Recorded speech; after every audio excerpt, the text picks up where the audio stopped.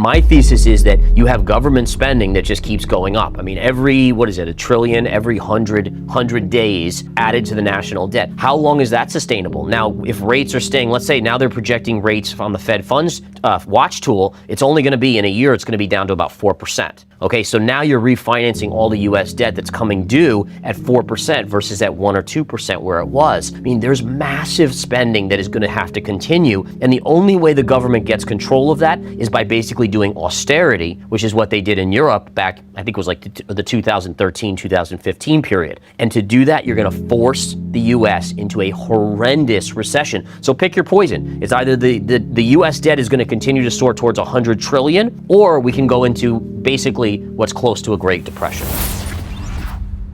The NASDAQ is up just from the October 2022 lows. What is it up, 67%? So I mean, just a 50% correction takes us back to that level about. I mean, it's not that outlandish to think that if, and again, keep in mind, we're slowly losing. Like if you look at the Magnificent Seven, one by one, they're dropping off the cliff. Apple's dropped off the cliff and it's had a major breakdown. We've seen even Microsoft now today was down significantly just after making new all-time highs. Tesla, I mean, Tesla's getting crushed over the last 12 months. And so slowly, these stocks are starting to collapse. Then we look at all the sectors. Out of the 11 sectors of the S&P 500, there's only one sector that has made a new all-time high. So the pieces of the puzzle of something bigger are there. It's being masked by liquidity that supposedly the Fed was supposed to suck out, and they didn't, with these loan programs, emergency loan programs to the banks and all these other things. And then you also have the government that's making up for the balance sheet. And again, this is another amazing stat. The Fed balance sheet's gone down by $1.5 trillion.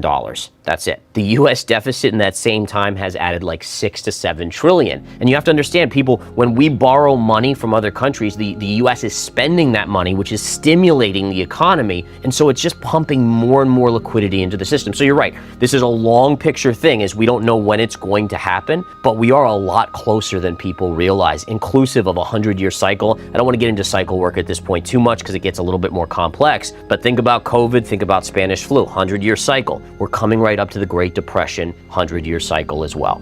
So the trigger is inflation. So we even saw the CPI, PPI numbers get a little hotter. PCE calmed nerves just a little bit. But again, if we see inflation sticking around 3% and maybe even upticking to 3.5 to 4%, and we do start to see a recession emerge, the Fed is going to be handcuffed, right? They can't come to the rescue of the markets because they know if they start printing with high inflation already, it's only going to go higher by them adding liquidity to the system. So again, that's your case for a big market correction, when the market basically gets caught with their pants down and it says, oh my gosh, the Fed cannot rescue us. They can't come to the rescue like they did in 08, 09, or in COVID 2020, or these other periods. Even in 2018, I still remember vividly, the stock market dropped 20% in like 6 weeks, and the Fed was like, we're gonna hike. And as soon as it dropped 20%, the Fed was like, no, we're gonna cut now. And essentially, if we see inflation, the only reason they could do that is because inflation was 2% or under. With it north of 3, let's say, they can't do that because they will create hyperinflation. They will create a scenario of potentially stagflation, which is the worst.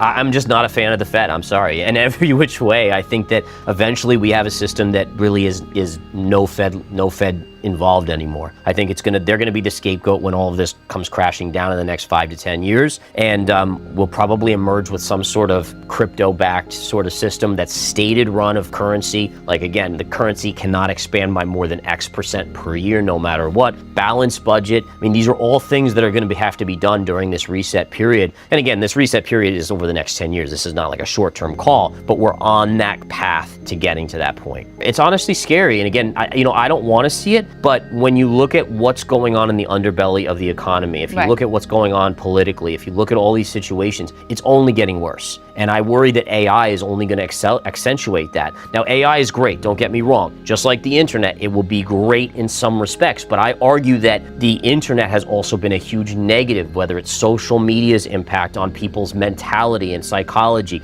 All of these things, there's negatives and there's positives. AI is great. It's going to help us in our everyday lives, but you know what? It's also going to kill jobs. You will have millions of people getting laid off. Yeah, there's going to create some jobs too, but not the amount that it's going to be laid off. I've even heard about McDonald's now. They got robots that are now doing all the burger flipping and all that stuff. And so you're going to have this divergence, and we've already seen this, right? Where you have the really wealthy people and then you have the poor people. And that middle class just continues to shrink and shrink and shrink. And that's only, AI is only going to accelerate that.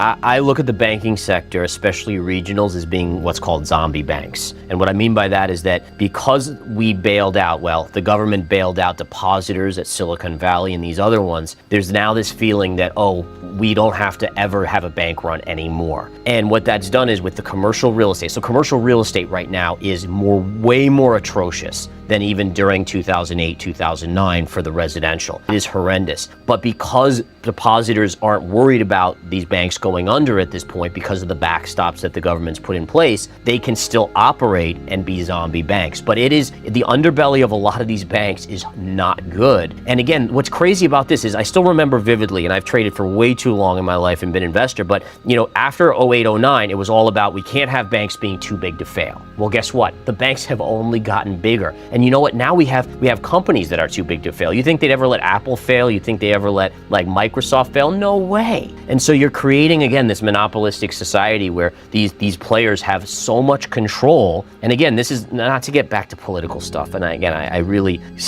try to stay right down the middle of the road. But think about the influence that a company can have on the politics of the scenario. Sure. I mean, it's massive. And so people just have to realize, like, open your eyes. Like, so many people are like, oh, well, I don't want to know about it. Just, all right, well, put your head back in the sand. But I at least want to know all. That's my job as a trader, is to look at all risk possibilities and plan accordingly. And if nothing happens, then great. I live my life and I'm just like, great. I'm glad I stockpiled some gold. I'm glad I have this. I'll pass it down to my kids, no problem. But if something does happen, I want to be prepared.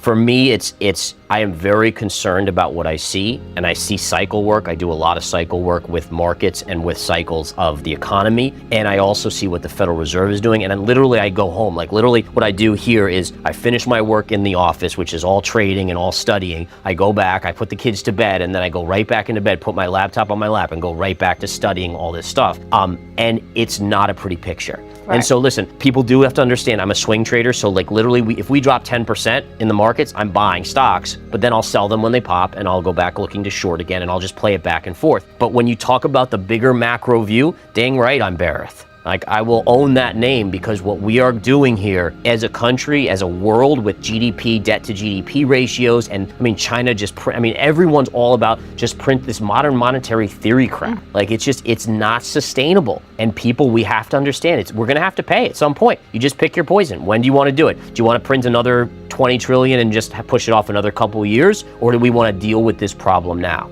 I think, yeah, you always have to be aware of what's going on geopolitically. I just saw the other day that China removed language that they moved to language much more adept at potentially being militarily involved with Taiwan. That was something that kind of piqued my interest, because again, I sometimes have some positions that are in China. And I learned the hard way when Russia invaded Ukraine, the Russia ETF collapsed like 80%. And I was like, man, I'm sure this will be like a month-long thing and I'll make so much money. Didn't. They actually halted the ETF. I ended up losing everything on that ETF. Luckily, I'm a diversified investor, but I learned from that, and I have to be very careful about China and potentially the Taiwan situation, even though I think the valuations in China are incredibly attractive.